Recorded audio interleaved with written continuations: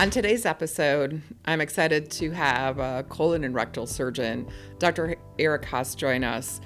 Dr. Haas is an internationally recognized expert in colon and rectal surgery, but he's also a visionary.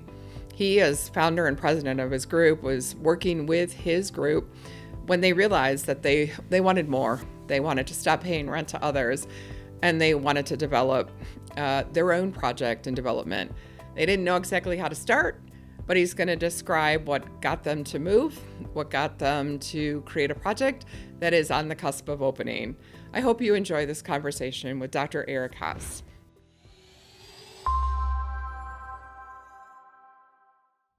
Welcome to On the Brink. I'm really pleased today to be having a conversation with Dr. Eric Haas. He's a colorectal surgeon, internationally recognized, and part of the Houston Colon and Rectal Surgical Group. So welcome to On the Brink, Dr. Haas. Oh, well, thank you. How you doing today? Doing great. It looks like it's been a busy clinical day for you. Yeah, no, it's going great. We're just getting to the end of our day and, ready to go on. All right, sounds great. Seeing you're in scrubs and in clinic, can you tell us a little bit about your practice just to kick this off? Oh, sure. So I'm a colorectal surgeon. My name's Eric Haas, and I'm the kind of president and founder of our group. Our name is, we're called Houston Colon and Surgical Specialists. We're in Houston, Texas, and we're a private group, very closely affiliated with hospital systems, HCA in particular. There are 10 surgeons, 4 nurse practitioners.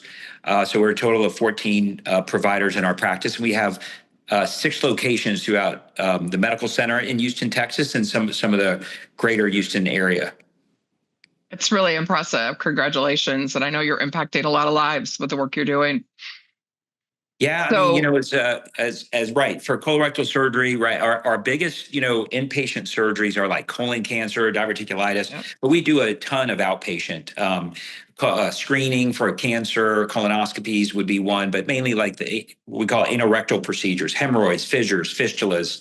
And with having 10 providers, we obviously have a large volume of outpatient procedures that we provide. So in addition to your stellar clinical reputation and the work that you and your group are doing, you're also an entrepreneur. And I think you could be labeled as a visionary. I understand that you bought land and are working on a big project building there. Tell us a little bit about how you got interested in real estate and development as well as clinical practice. Well, I think it's backwards. I'm not so sure I'm interested in real estate, but I'm definitely interested in taking opportunities and turning them into reality. So, when you have a group with so much patient care and patient flow, and we're growing, and so we were looking to open up an office in a new market in Katy, in West Texas, West Houston, called Katy, and basically I met with some corporate or real estate brokers specializing in MOBs, and I was kind of getting tired of paying rent to other facilities and entities, and so we really wanted to see if we could open up an office in which we own the land and we were basically paying rent to ourselves. But at the same time, we're very interested in exploring another ASC venture, in particular with ACA Healthcare, because we've had a lot of joint ventures with them, and it's been really great for both sides. So the idea kind of blossomed that, hey, we need an office. It's going to have a small footprint. Our office is no bigger than 3,000 to 5,000 square feet. But we want a bigger venture. And so obviously, if we do an ASC and an office and then bring in other providers that would do the same type of outpatient surgeries we do or procedures, we can have them be part of it and develop more of kind of a center of excellence versus just a doctor's office. I really appreciate that, because we've been talking about how patients like that too, right?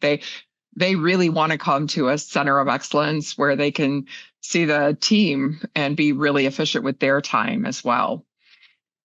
100%. And the vision was so one of our in the colorectal world, we work very closely, in particular, with gastroenterologists. Many other specialists, but there's a lot of crossover and there's a lot of co-management of patients. And so GI practitioners also have a very high volume of outpatient procedures. So the whole idea of a center of excellence would be kind of in GI health. And that's where Sure. kind of this idea was born.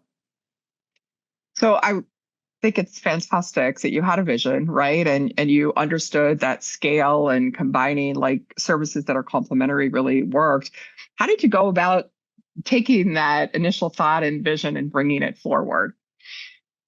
Well, good. There's the hard part because Yes. the idea makes a whole lot of sense. Okay, we have Yes. an office. The GI friends have an office. We all have a surgery center on the first floor, and it's a mega center. Okay, that's great, but I think the barrier that exists is getting it off the ground, literally and Right. figuratively. Right. So what I decided to do, along with my partners, because we have an shared equity, is just to find the land, purchase it, and then if you build it, they will come. We figured, look, if we find land and get it, we feel that we can convince everyone else involved to come on board. But if you sit on the sideline and wait for someone else to do it, Right. everybody kind of waiting for the next person. So we basically got together enough funds, had a great broker from CBRE take us around and looked for everything you want to look for, an area that has, a high population, growth, commercial insurance, medical needs.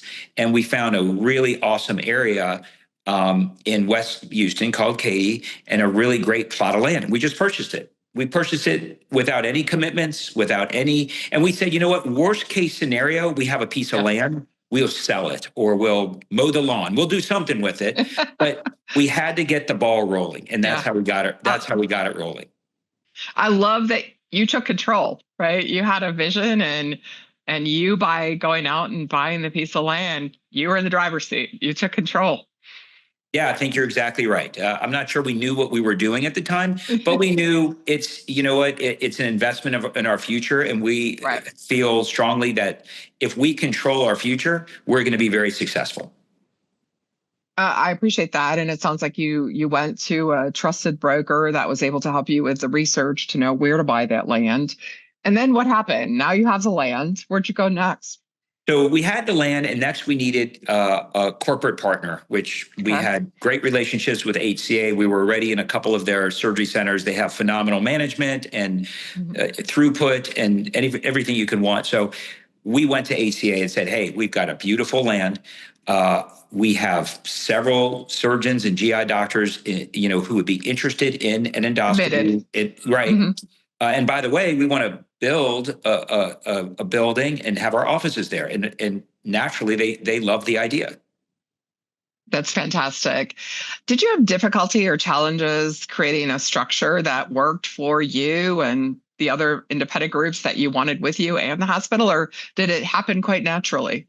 No, it was very difficult. The easiest part was just buying the land.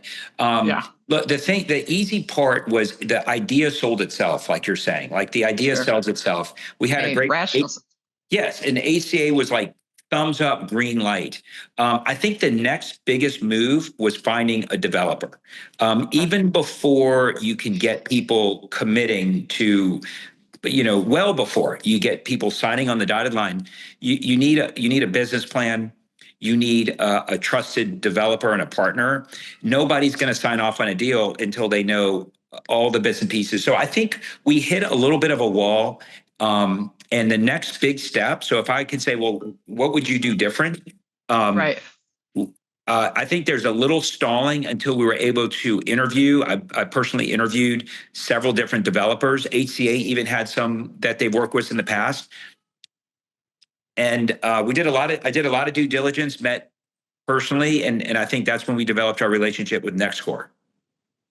Yeah, I really appreciate that. And it's important, right, to get the right fit and make sure that you have a trusted partner that can help with the business plan and bring the capital forward. So 100%. It's also, that was a big step. And then tell me about the process, right? So you found the developer, you're working in the building. How's it gone for you and the group? Well, yeah, I mean, we found the developer, and by the way, at that point, that's when we were able to really put the deal together. There's Right. no way I could put a deal. I could do great surgery. I'm very confident in what I could do, and I think I'm one of the best. And hopefully, Sure. your doctors always think they're the best, if not one of the best. What But we want. yeah, but I was smart enough to know that the idea was great, but getting it to the finish line, I needed a lot of help.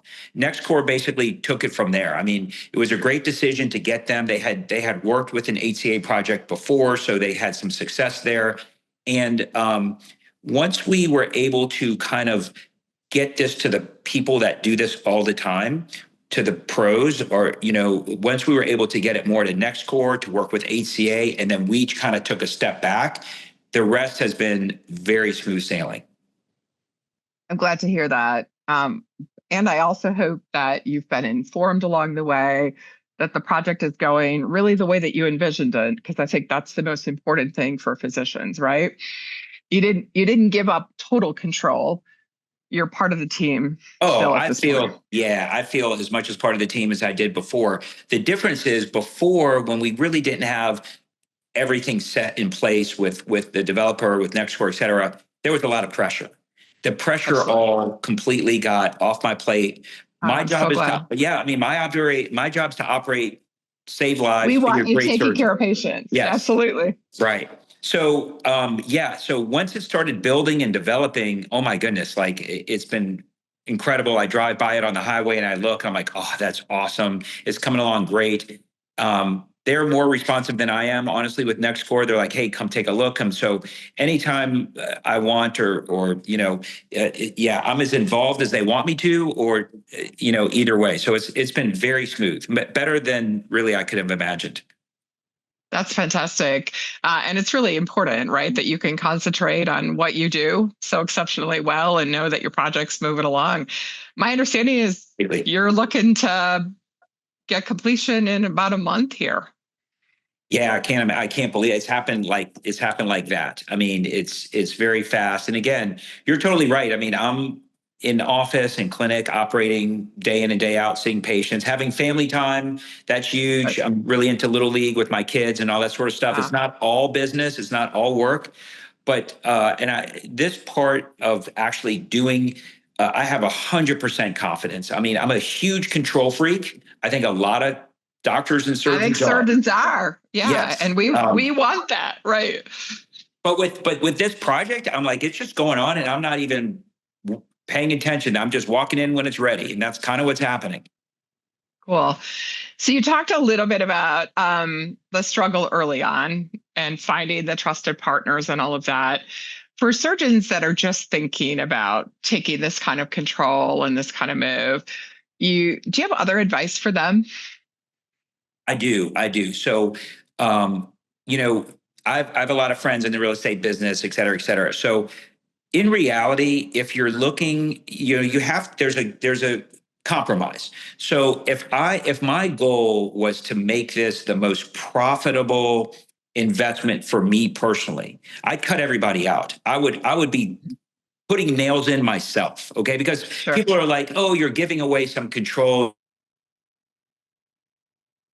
the economic benefits of this project. And I probably am. But you have to make a decision. Do you want a turnkey operation? And this was really the advice. Do you want something turnkey, or do you want to get your best friend to come build the roof and another friend to come put in the toilet? And then at the end of the day, the whole thing is not meeting code. So I have a lot of friends and people I know say, hey, don't give this away to developers. Don't, do it all, yourself. I can't tell you, I am so glad I didn't do that. And so, yeah, I think there's that challenge. Like, am I going to grassroots this myself? Because again, Sure. we like to have control. We like to feel that we're Right. the best at everything. But I'm smart enough to know that I work with great teams. That's what I think makes me successful. And when you do a venture like this and you've never done it before and it's brand new, bring in the experts and let them do what they need to do. Right. I really appreciate that. And I think all of your years of training, we trust that you've got the expertise there and others can bring expertise on the real estate side. I just want to come back to ensure that your voice is heard, right? That while you're giving some control up on the development side, the risk is to the developer as well. But really continually ensuring that we're building on what you want, what your vision is, that outcome that you're looking for. Oh yeah, no, 100%. I couldn't imagine having to provide any sort of oversight or decision making other than what the signage is going to look like. And wow, that's some pretty cool stuff there. But yeah, this is one area and by the way, you can get as involved as you want. You can walk the site daily. You can learn how to do, where this goes and where that goes, and you can become a pretty pretty well informed on how the project goes. I kind of took the pathway once it got off the ground, take a back seat, let them do what they do, and it's coming along beautifully. That's fantastic. Well, I really appreciate your time, Dr. Haas. I think your commentary, your experience is going to be really helpful for surgeons that are on the beginning side of this journey.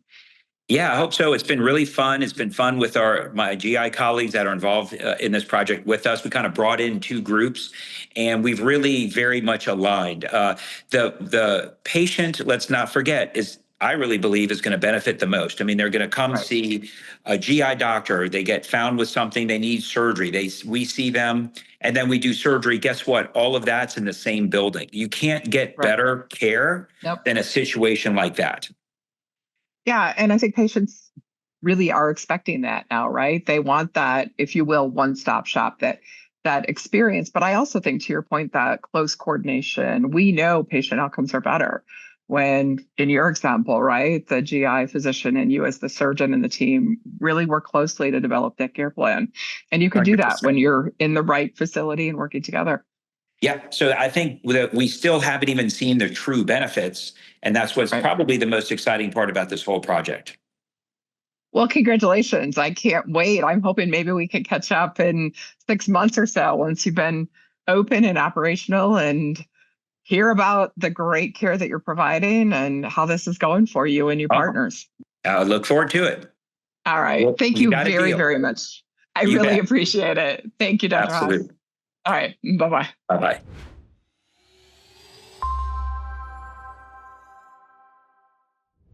I hope that this interview with Dr. Haas was insightful for each of you, that you heard from a peer, a well-known colon and rectal surgeon, president and founder of a group that has grown to be able to provide feedback to you.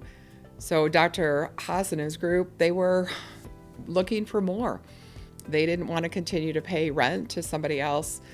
And so they took the opportunity and went looking for land and purchased it. As he said, they didn't have all the answers at that time and thought, well, even if we buy the land and have to sell it, we can do that. And then the next big step was finding a trusted advisor, a developer to work with them to bring the deal structure together. So again, Dr. Haas said, I'm an expert in surgery, and that's where I want to spend my time and energy. And I want clinic space and OR and procedural space that works for me. And what I really, really appreciated with Dr. Haas is it kept coming back to the patient, finding the partners and the building and the design and all of it that worked best for improving patient outcomes. So as the Ready Room wraps up today, I want to leave you with Dr. Haas's advice, which is keep moving forward. Think about what you and your practice need and want to provide excellence in patient care. Find trusted advisors to work with and look forward to opening your development that meets and exceeds your needs and the patients that you're caring for. Thank you so much for joining us on The Brink.